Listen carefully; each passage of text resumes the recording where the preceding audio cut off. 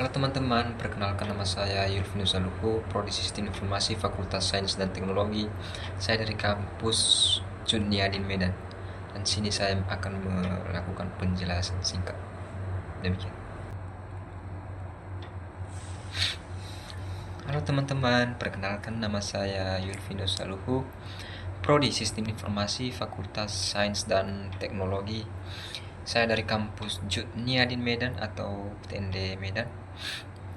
Nah, di sini saya menjelaskan memori eksternal dari komputer.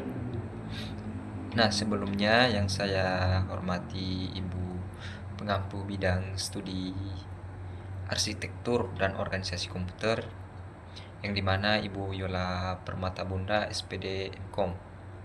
Nah, teman-teman, di sini sebelum kita masuk pada pengertiannya, kita tahu bahwa ada latar belakang dari memori eksternal, yang dimana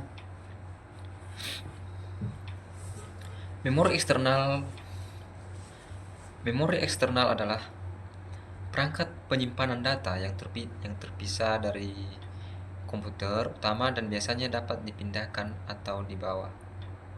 Memori ini digunakan untuk memperluas kapasitas penyimpanan, membackup data, atau memindahkan data antar perangkat. Contoh dari memori eksternal meliputi flash disk, hard disk eksternal, dan kartu memori atau SD card. Nah, kehadiran memori eksternal sangat membantu dalam menjaga keamanan dan fleksibilitas pengelolaan data. Kita masuk pada rumusan masalah yang ke-1. Apa perbedaan antara memori sekunder dan memori eksternal? Yang kedua, apa fungsi utama memori sekunder dan memori eksternal dalam sistem komputer? Yang ketiga, apa fungsi utama memori sekunder dan memori eksternal dalam sistem komputer? Kita masuk pada tujuan. Tujuan yang ke-1 yaitu untuk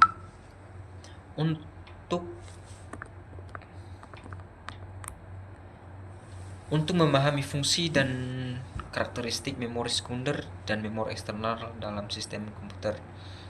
Yang kedua, untuk mengetahui perbedaan serta manfaat penggunaan memori sekunder dan memori eksternal dalam penyimpanan data.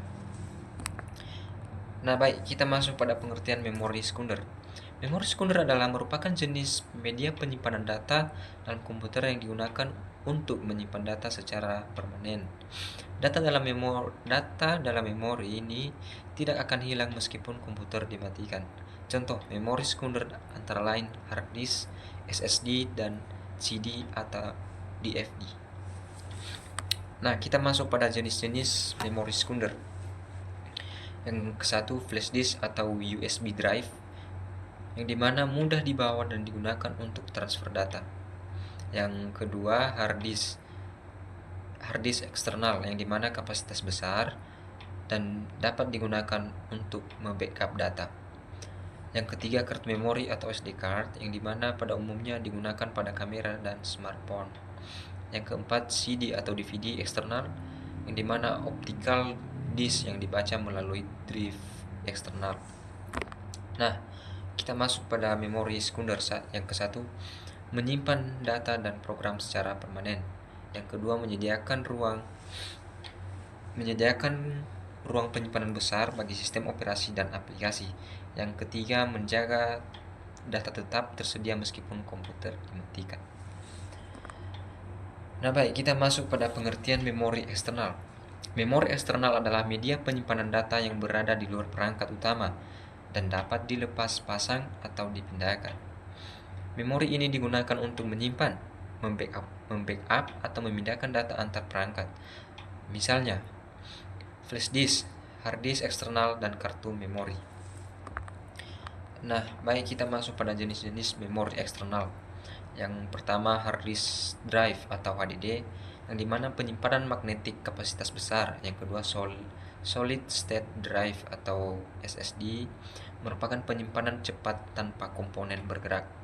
Yang ketiga, optical disk atau seperti CD, DVD, yang dapat digunakan untuk menyimpan data multimedia.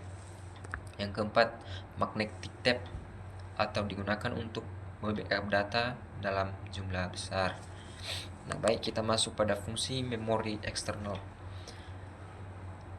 1. Menyimpan dan memindahkan data antar perangkat. 2. Membantu backup keamanan data. Yang ketiga, menambah kapasitas penyimpanan di luar memori internal komputer. Nah, baik, dari penjelasan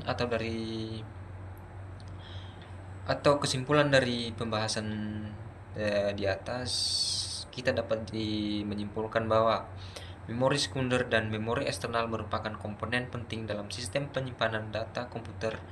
Memori sekunder berfungsi sebagai penyimpanan permanen dalam perangkat, sedangkan memori eksternal digunakan untuk menyimpan, membackup, dan memindahkan data secara fleksibel. Keduanya saling melengkapi dan mendukung kinerja komputer dan pengelolaan data yang efisien dan aman. Nah, demikian saja penjelasan dari saya untuk mata kuliah arsitektur dan organisasi komputer.